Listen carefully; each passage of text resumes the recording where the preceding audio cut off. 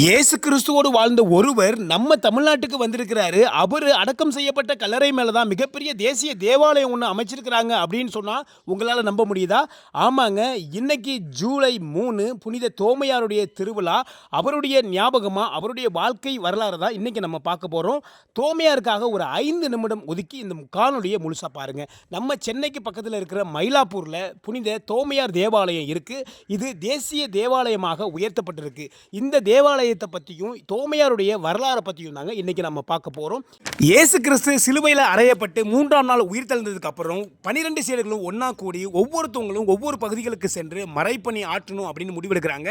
அந்த வகையில் தோமா இந்தியாவுக்கு போகலாம் அப்படின்னு சொல்லி முடிவு பண்ணி இந்தியாவுக்கு வர்றாருங்க. இந்தியாவுக்கு வந்து சென்னையில் மறைப்பணி ஆற்றும் பொழுது அவரை ஈட்டியால் கொன்னுடுறாங்க. அவரை அடக்கம் பண்ணப்பட்ட அந்த ஆலயத்தில் தாங்க இன்னைக்கு சாந்தோம் சர்ச் இருக்குது. அந்த சர்ச்சை பற்றி நம்ம பார்க்கலாம் வாங்க. இதுதான் அந்த கல்லறை ஆலயம். இந்த ஆலயத்துக்குள்ளே நம்ம போகும்பொழுது தோமையார் வந்து ஈட்டியால் குத்தப்பட்ட அந்த சொரூபங்கள் வைத்திருக்கிறாங்க பாருங்க. அதுக்கப்புறம் 3 தேசிய தேவாலயங்களை வச்சிருப்பாங்க. ஒன்று சாண்டியாகோ சர்ச் ஸ்பெயினில் இருக்கிறது, 2வது செயின்ட் பீட்டர் சர்ச் ரோமில் இருக்கிறது, 3வதா சாந்தோம் சர்ச்சை அங்கே வச்சிருப்பாங்க.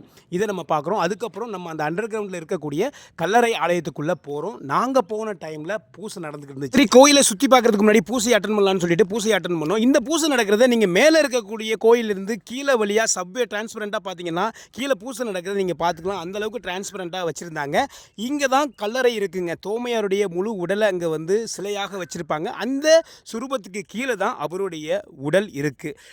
இன்னொரு சுவாரஸ்யம் என்னென்னா, இந்தியாவிலேயே அதிக போப்பாண்டவர்கள் வந்து தரிசித்த ஒரே பேராலயம் எதுன்னு பார்த்தீங்கன்னா அதுதாங்க நம்ம சாந்தோம் சர்ச்சில் இருக்கக்கூடிய புனித தோமையார் ஆலயம். அதுதான் நீங்கள் பார்த்துட்டு இருக்கீங்க.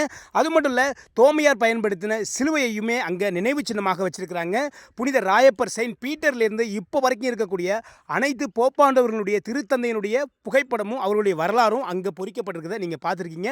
அனுதினங்களும் இந்த பேராலயத்துக்கு கூட்டங்கள் வந்த மணிக்கே இருக்குது. அது மட்டும் இல்லை, வெளிநாடுகளிலிருந்து நிறைய பேர் வயது முதிர்ந்தவர்களிலிருந்து இளையவர்கள் வரைக்கும் நிறைய பேர் தோமா வாழ்ந்த இடத்தையும் அவருடைய வரலாறையும் தெரிஞ்சுக்கணும் அப்படிங்கிறதுக்காக நாள்தோறும் இங்கே வந்த மனமாகவே இருக்கிறாங்க. ஸோ இதெல்லாம் பார்க்குறீங்க. இது பக்கத்தில் ஒரு மியூசியம் இருக்குது. மியூசியத்தில் அந்த காலத்தில், அதாவது கிபி 52ஆம் நூற்றாண்டில் 60ஆம் நூற்றாண்டில் என்னென்ன இருந்துச்சோ அனைத்து உபகரணமுமே அங்கே வச்சுருக்கிறாங்க. இதெல்லாம் பார்க்குறது நமக்கு மிகப்பெரிய ஒரு அதிசயம் தான் சொல்லணும். ஏன்னா அந்த காலத்தில் எப்படி இருந்துச்சு அப்படிங்கிறது நம்ம யாருக்குமே தெரியாது. இது எல்லாமே நினைவு சின்னங்களாக இன்னமும் பொக்கிஷமாக பாதுகாக்கப்பட்டிருக்கிறது இந்த பேராலயத்தில். கண்டிப்பாக நீங்கள் எல்லாருமே இந்த பேராலயத்துக்கு நீங்கள் போகணும். சரி வாங்க, தோமையாருடைய வாழ்க்கை வரலாறை பற்றி பார்ப்போமா. தோமையார் கல்லேய நாட்டில் பிறந்தவருங்க. ஆரம்பத்தில் தச்சு தொழில் தான் பண்ணார். அதுக்கப்புறம் மீன் பிடிக்கிற தொழில் பண்ணியிருக்கிறாரு. அதுக்கப்புறம் பார்த்தீங்கன்னா பிலிப்பு மூலமாக இயேசுவுக்கு அறிமுகமாறாரு. இயேசுடைய போதனைகளால் ஈர்க்கப்பட்ட இவர் 12 சீடர்களில் ஒருவராக மாறாருங்க. கிபி 52ஆம் நூற்றாண்டில் இந்தியாவுக்கு வர்றாரு. இந்தியாவில் முதல்ல கேரளாவுக்கு வராருங்க. கேரளாவுக்கு கப்பல் வழியில் வர்றாரு. முசிறி துறைமுகத்தை அடைஞ்ச அவர் அந்த துறைமுகம் வாயிலாக கேரளாவில் நிறைய கோயில்களை, நிறைய தேவாலயங்களை கட்டுறாருங்க. அதுக்கப்புறம் பார்த்தீங்கன்னா கிபி 72வது நூற்றாண்டில் தமிழகத்தில் இருக்கக்கூடிய மயிலாப்பூர், சென்னைக்கு பக்கத்தில் இருக்கக்கூடிய மயிலாப்பூருக்கு வராருங்க.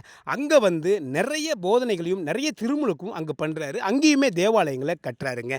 அங்கே மயிலாப்பூரில் ஒரு மூட நம்பிக்கை ஒன்று இருந்துச்சு. என்னென்னா, நரபலி கொடுப்பதை அங்கே வழக்கமாக வச்சிருக்கிறாங்க. இதை கேள்விப்பட்ட தோமையார் அதை முழுமையாக அவர் எதிர்க்கிறாருங்க. இதனால் அவரை என்ன செய்கிறாங்கன்னா, தாமஸ் மவுண்ட், பரங்கிமலையில் இருக்கக்கூடிய தாமஸ் மவுண்ட்டில் அவர் ஜெபிக்கும் பொழுது அவரை அங்கே ஈட்டியால் குத்தி கொன்னுறாங்க. அவருடைய உடலை தான் சாந்தோம் சர்ச் கல்லறையில் இன்னமும் அடக்கம் பண்ணி வச்சு தரிசித்து வந்துருக்கிறாங்க. அவருடைய உடலில் இருக்கக்கூடிய சில பகுதிகள் அங்கே பாதுகாக்கப்படுகிறது. மீதமுள்ள பகுதிகள் எல்லாம் இத்தாலி நாட்டிற்கு அனுப்பி வைக்கப்பட்டிருக்கிறது. அதையுமே நீங்கள் பார்க்குறீங்க. ஸோ இப்படிப்பட்ட ஒரு புதுமை வாய்ந்த தோமையாருடைய உடல் நம்முடைய தமிழகத்தில் இருக்குது அப்படிங்கிறது, அவர் நம்ம தமிழகத்துக்கு வந்திருக்கிறாரு. இயேசுவை தொட்டு பார்த்தவர் சந்தேக தோமா அப்படிங்கிற ஒரு பேர் தான் இவருக்கு. ஏன்னா இயேசு உயிர் தெழுந்ததை சீடர்கள் இவர்கிட்ட வந்து சொல்லும் பொழுது இவர் நம்பலை. நான் நம்ப மாட்டேன், நேராக பார்த்தா தான் நம்புவேன் அப்படின்னு சொல்கிறதால இவருக்கு சந்தேக தோமா அப்படிங்கிற ஒரு பேர் இருக்குது. இவர் நேராக கல்லறைக்கு போகிறாரு, இயேசுவை பார்க்குறாரு. இயேசுவினுடைய விழாவில் இருக்கக்கூடிய காயங்களை தொட்டு பார்த்ததுக்கு அப்புறம் தான் இயேசு கிறிஸ்து உயிர் தெழுந்தார் அப்படிங்கிறதே இவர் நம்பினார் அப்படிங்கிறத நம்ம பார்த்துருக்குறோம். இப்படிப்பட்ட ஒரு மகத்துவம் பொருந்திய தோமா நம்ம ஊருக்கு வந்திருக்கிறார், நம்ம தமிழகத்துக்கு வந்திருக்கிறாருங்கிறது எவ்வளவு பெருமை பெருமை வாய்ந்ததாக இருக்குது அப்படிங்கிறத நம்ம பார்க்கணும். நீங்கள் எல்லாருமே சாந்தோம் சர்ச்சுக்குள்ளே போங்க. அதுக்குள்ளே போயிட்டு வந்தாலே மிகப்பெரிய ஒரு அருங்காட்சியகத்துக்குள்ளே போன மாதிரி ஒரு ஃபீல் ஆகுது. மிகப்பெரிய ஒரு வரலாற்று ஆவணங்களை பார்த்தா மாதிரி ஒரு ஃபீல் இருக்குது. நாங்கள் குடும்பத்தோடு போனோம். எங்கள் எல்லாருக்குமே மன நிறைவாக இருந்துச்சு. ஏன்னா இயேசுவோடு வாழ்ந்த ஒருவர் அவர் வசித்த பகுதிகள் எல்லாத்தையுமே நாங்கள் பார்த்தோம். அதை முடிச்சுட்டு பரங்கிமலையில் இருக்கிற செயின்ட் தாமஸ் மவுண்டுக்கும் போய் அங்கே அவர் ப்ரே பண்ண இடத்தையுமே கத்தியால் குத்தப்பட்ட இடத்தையுமே நாங்கள் பார்த்தோம். நீங்களும் போயிட்டு தரிசிச்சுட்டு வாங்க. தோமையார் உங்கள் அனைவரையுமே நிறைவாக ஆசீர்வதிப்பார். இந்த ஜூலை 3 தோமையாருடைய திருநாள்.